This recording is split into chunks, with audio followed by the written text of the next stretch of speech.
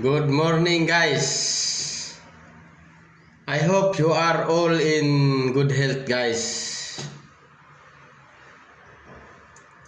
Today, guys, I would like to say thanks to all my followers and to all my viewers. English yun ah.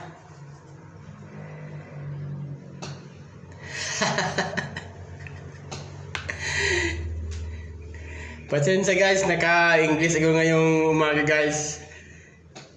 Ang ganda kasi ang gising. Sana guys, hindi tayo magsawang suportahan ang isa't isa mga guys. Para ma-accept natin ang ating goal. Na sana magkapera tayo balang araw. We pray and I hope.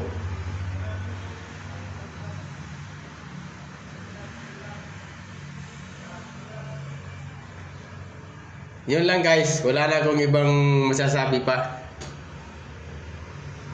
Thank you, God bless, and I love you all. Ingat tayo palagi. Bye-bye.